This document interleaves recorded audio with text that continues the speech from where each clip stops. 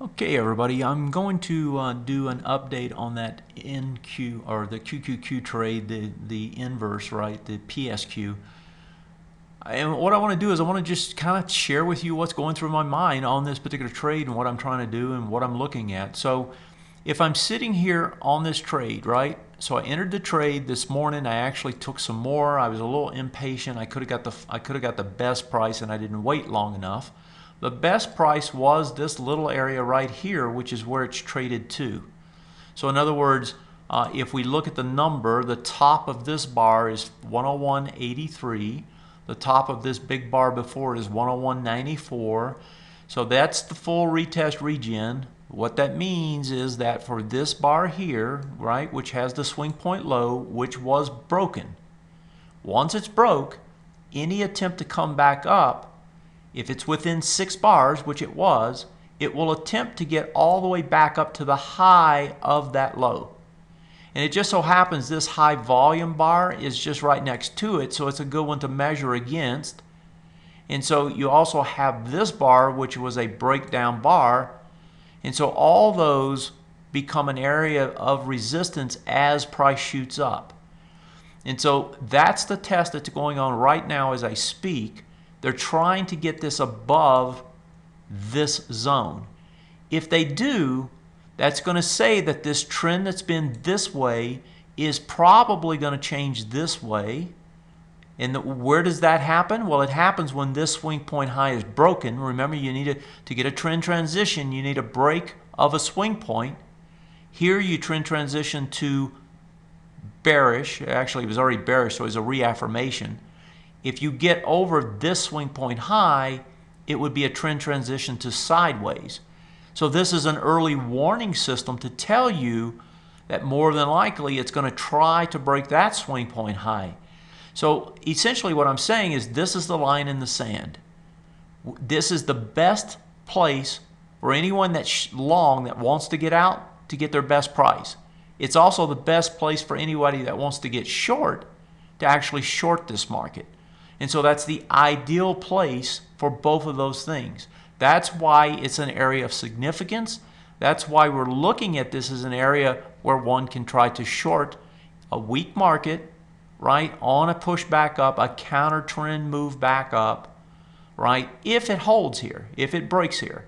Now, the other piece of what's going on is that this is an accelerated compressed move higher. Look at the angle of ascent.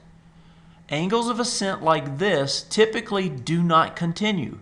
They get some sort of retrace off of that angle. And so the expectation here is that if this fails this area, right, this price area, this is what you're going to see. You're going to see some sort of a pullback. So again, that's what traders are looking at.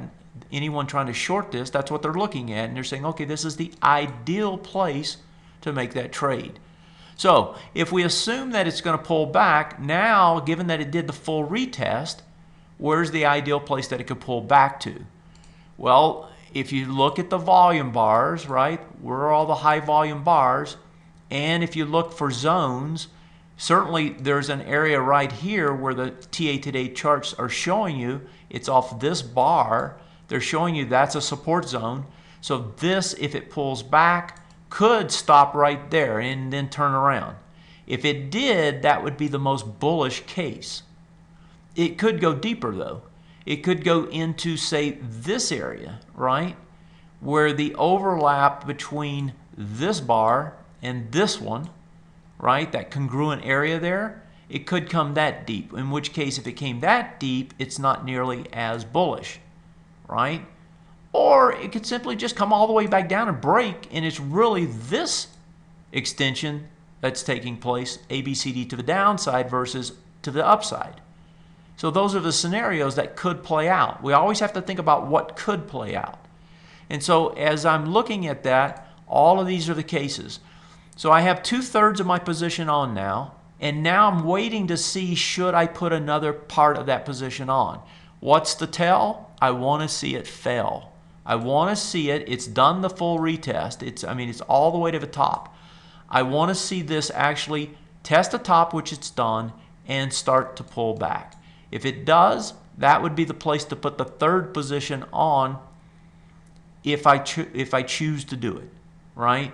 I don't want to put it on if it breaks out. That's putting bad money, good money after bad. And I don't want to put it on, right, if it comes all the way back down to here. I don't want to wait this long to put it on, right, because then I potentially get that case where it goes back up. So it's somewhere between here and, you know, somewhere maybe in this area, somewhere up in there that I want to put it on if I'm going to. But I need to see the failure because this is on a daily time frame. It's a swing trade. I need to let it get close to the end of the day to make that decision.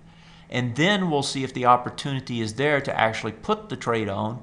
May have to wait until tomorrow and see it test again potentially, because the other thing is driving things is the DAX. The DAX just began its retest regen today. So if we look at the DAX, you can see here that the retest regen on this guy is this little swing point low that was broken, right? And it's just in there doing the test today. And so this may test all the way to the top tomorrow. The difference between these two is that this was more than 6 bars, so it doesn't have to get all the way to the top. So in other words, after the break, 6 bars transpired, 1, 2, 3, 4, 5, 6, before the test. So the probabilities of it getting all the way to the high are not as great, and the probability of it regenerating lower is fairly high.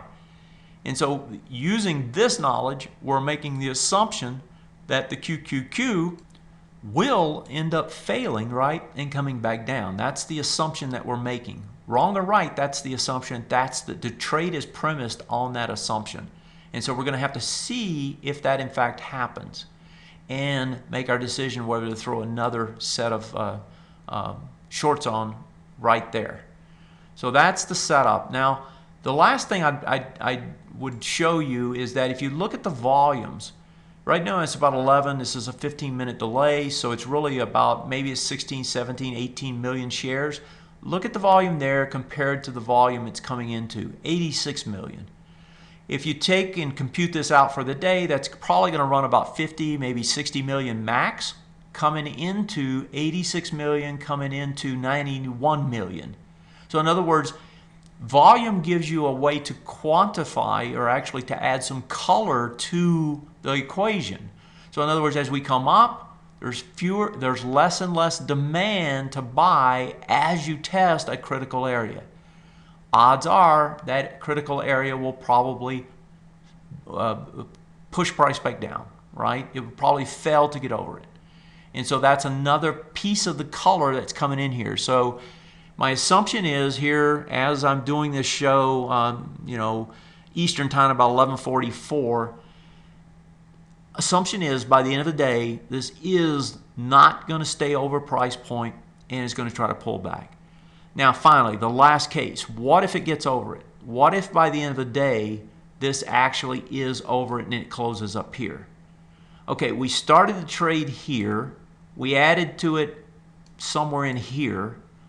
And we're waiting on our third add, and it gets over it. It gets over the top and closes over it. I don't want to automatically stop out because there's the angle of ascent still telling me that even though it broke over it, it still could come back. So I want to wait 1 day and see what it does. I want 2 days to confirm. In other words, it needs to close up for 2 days. If it closes over it today and by tomorrow, say midday, towards the end of the day, it's still over it, then I'm probably wrong, right? And this is actually going to crawl higher in a straight line move. Odds don't favor that, but it could happen. If that's the case, I've got to take at least half, maybe all of it off, right? Because I can't just sit there, right? Because the assumptions I made are not coming true. And so that's the worst case, right? Because we made decent entries.